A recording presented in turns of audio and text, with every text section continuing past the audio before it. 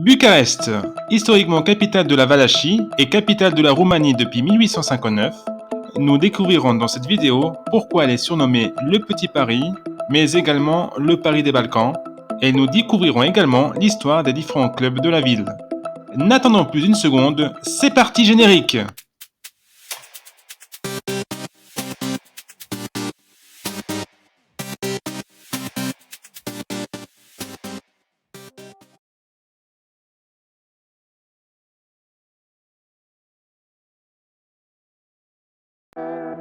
Bonjour à toutes et à tous, bienvenue dans Ville et Football, le meilleur endroit pour découvrir toute l'histoire des villes et leurs monuments, ainsi que leurs clubs de foot.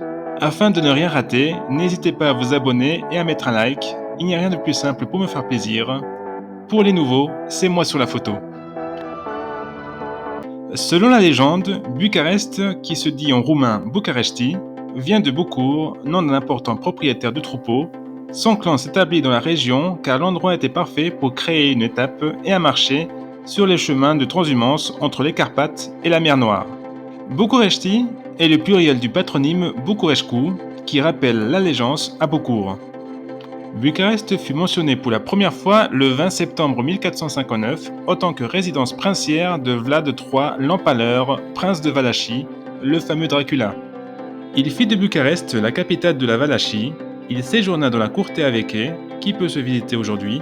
On peut même voir un buste de notre ami Dracula.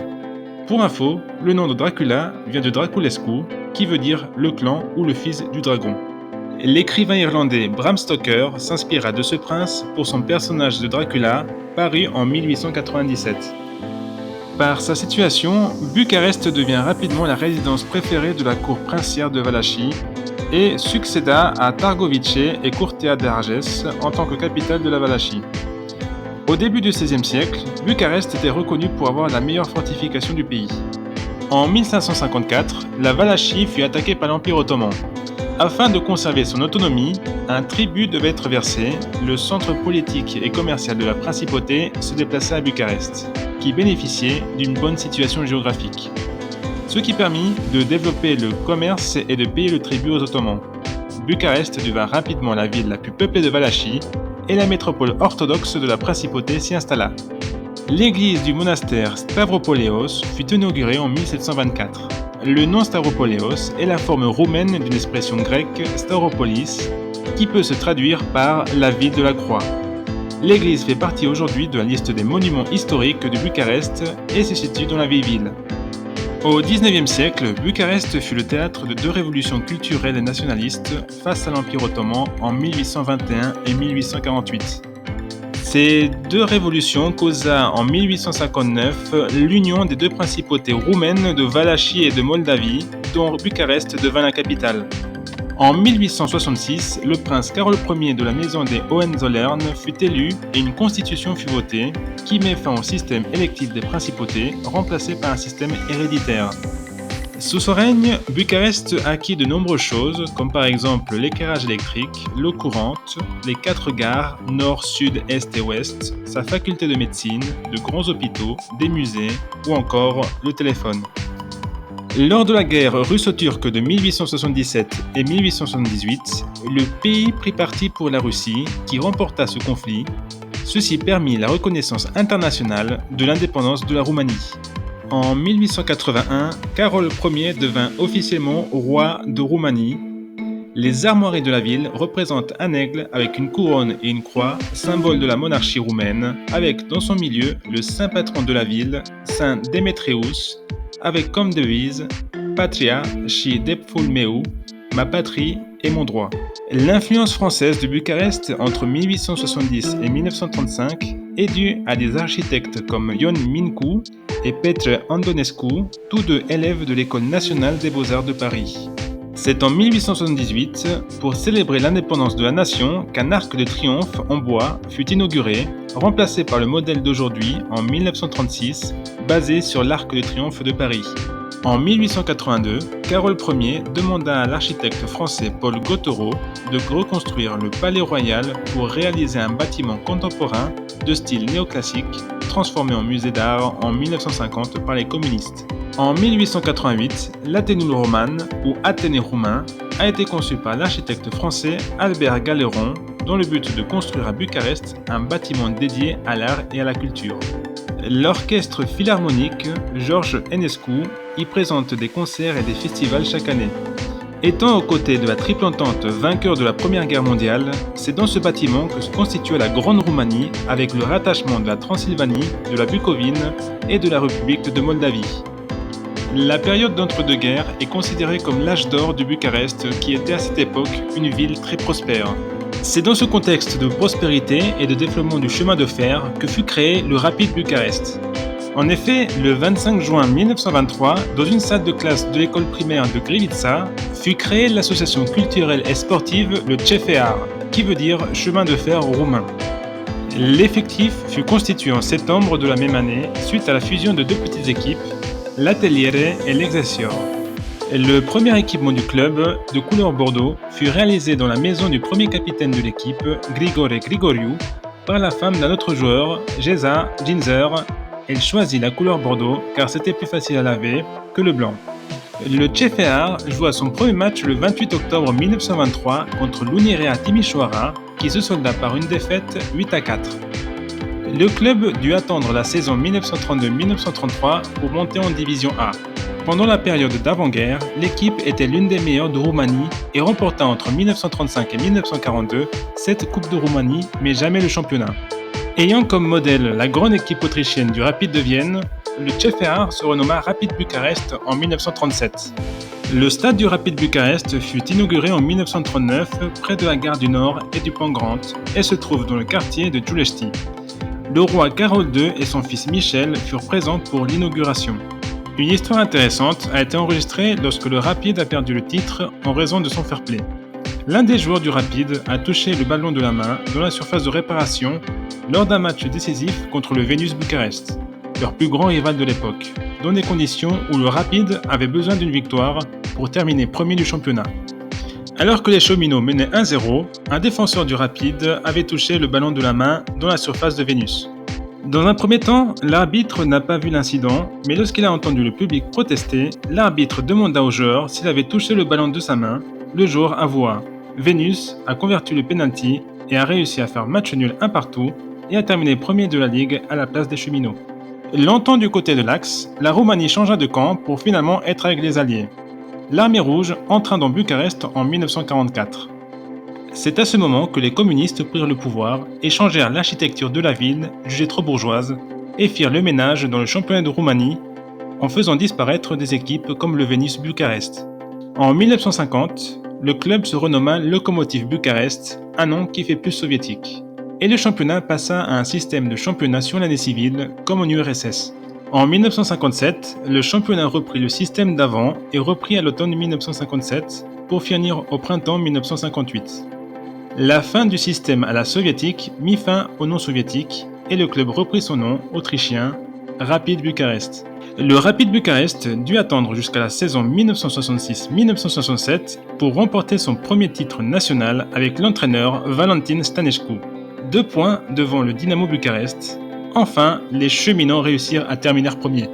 Malheureusement, 7 ans plus tard, le club fut relégué pour la 3e fois de son histoire, mais remonta en Division A très rapidement et remporta la Coupe de Roumanie en étant une équipe de 2e division en 1975. Par contre, ils ne restèrent que 2 saisons en Division A et furent de nouveau relégués en 1977, mais ne remontèrent qu'en 1983 grâce au retour au club de Valentin Stanescu, l'entraîneur du titre de 1967. Mais ce retour en Division A fut un choc pour le club, qui n'était plus au niveau de l'élite et fut donc de nouveau relégué en 1989, mais remonta en 1990. En 1993, le Rapid Bucarest fut racheté par George Kopos, un homme d'affaires qui possédait des magasins d'électronique et plusieurs hôtels.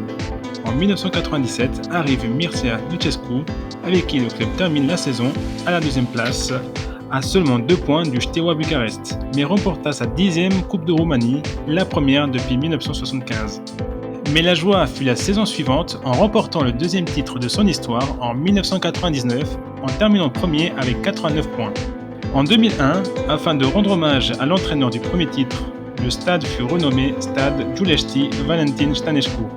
Avec Mircea Rednic aux commandes, le Rapid Bucarest remporta son 3e titre de champion de Roumanie en 2003. La meilleure saison en Coupe d'Europe pour le Rapid Bucarest fut en 2005-2006 avec Razvan Lucescu comme entraîneur. Ils éliminèrent Feyenoord en barrage, puis passèrent à la phase de groupe en battant Rennes, le Shakhtar Donetsk et le PAOK. Ils éliminèrent le Hertha Berlin en 16e, puis Hambourg en 8e, avant de se faire éliminer par un autre club roumain, en quart, le Steaua Bucarest. En 2007, le Rapid remporta sa 13e Coupe de Roumanie en battant Timișoara en finale 2-0. Les problèmes arrivèrent en 2008 quand le propriétaire George Copos fut condamné pour évasion fiscale et les problèmes financiers du club commencèrent. Le 10 mai 2013, la commission disciplinaire de la Fédération roumaine de football a décidé de ne pas accorder la licence Liga 1 au club pour la saison 2013-2014. À la fin de la saison, le club a été vendu par George Copos à Nicolae Critescu et Adrian Zamfir. Après 23 ans passés dans l'élite, le Rapid Bucarest se retrouva en deuxième division. Le 14 décembre 2016, le club fut déclaré officiellement en faillite. En 2017, à l'initiative de la mairie du secteur 1 de Bucarest, l'Academia Bucarest fut inscrite en division 4 et d'anciens joueurs prirent part à ce projet comme Daniel Nicolae. En 2018, l'Academia rachète le nom de Rapid Bucarest. Petit à petit, le club monte les divisions jusqu'à son retour en Liga 1 en 2021. La construction d'un nouveau stade, la Rapid Arena, commença en 2019 et se termina au bon moment pour accueillir les matchs du Rapid Bucarest en Liga 1. Dans les années 80, les supporters du Rapid étaient connus pour être des opposants au régime communiste de Nicolae Ceausescu, président de la République socialiste de Roumanie, qui était largement en faveur du Steaua Bucarest.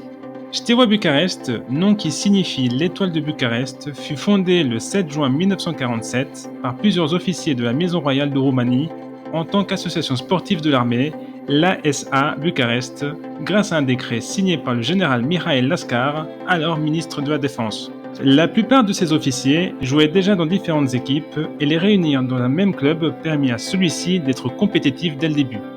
L'équipe jouait avec les rayures jaune et rouge et shorts bleus aux couleurs de la Roumanie. Le jaune laissa place au rouge lors de l'arrivée de l'armée rouge à Bucarest et la prise de pouvoir des communistes. Chaque club devait être lié à un département d'État, un ministère ou une entreprise, ce qui ne fut pas le cas du Carmen Bucarest qui fut donc remplacé en division A par l'ASA Bucarest.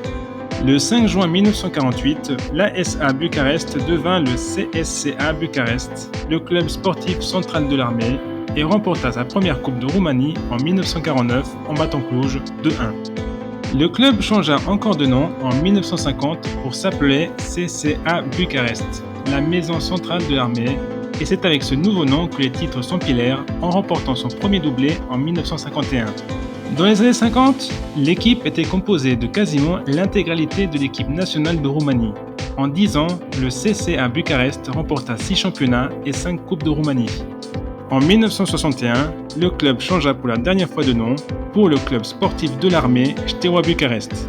En effet, comme dans toutes les autres équipes de l'armée en Europe de l'Est, une étoile rouge était présente sur le logo qui devint jaune par la suite pour représenter les couleurs de la Roumanie.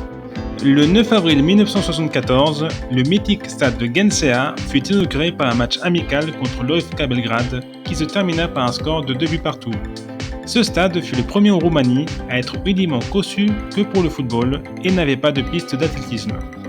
Le Steaua Bucarest traversa 6 saisons blanches entre 1979 et 1985. Avec l'entraîneur Emmerich Jenei et de son assistant Angel Iordanescu, le Steaua réalisa une superbe saison 1984-1985 et remporta le championnat pour la 10e fois de son histoire. Ceci permit au club de retrouver la Coupe des clubs champions.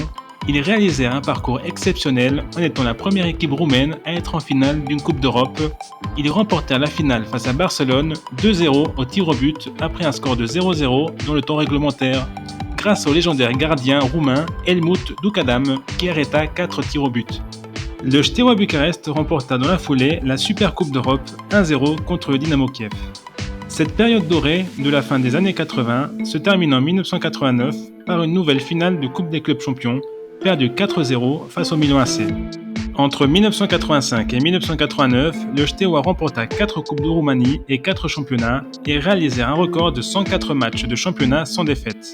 Le club avait dans ses rangs des joueurs comme Gheorghe Hagi, Victor Piturca, Dan Petrescu ou encore Marius Lakatos.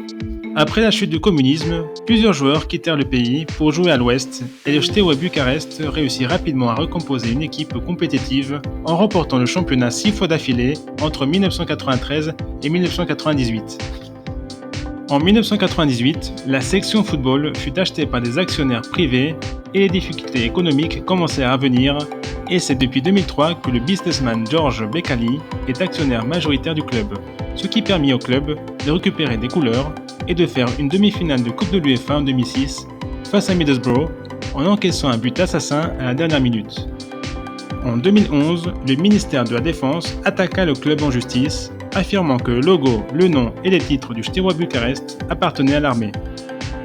Le club se nomme depuis 2017 FCSB, mais George Becali annonça que le club garderait ses 26 championnats et 24 coupes de Roumanie en espérant un jour récupérer le nom du club. Le FCSB joue maintenant à l'Arena Națională d'une capacité de 55 600 places qui fut inaugurée en 2011 en remplacement de l'ancien Stadionul Național construit en 1953. C'est le stade de la sélection nationale de Roumanie et c'est là qu'ont lieu les finales de coupe. Le stade a également pu accueillir la finale de l'Europa League en 2012 qui a vu la victoire 3-0 de l'Atlético Madrid contre l'Athletic Bilbao. L'Arena Națională fut également l'un des stades de l'Euro 2020 avec 3 matchs du premier tour dont Autriche-Macédoine du Nord et le fameux 8e de finale France-Suisse. De son côté, le ministère de la Défense construit un nouveau stade inauguré en 2021, le Stadionul Steaua, et refonda le Steaua Bucarest qui monta les échelons jusqu'à la 2e division pour le moment, dans l'espoir de se retrouver très rapidement en première division et de jouer le derby face au FCSB.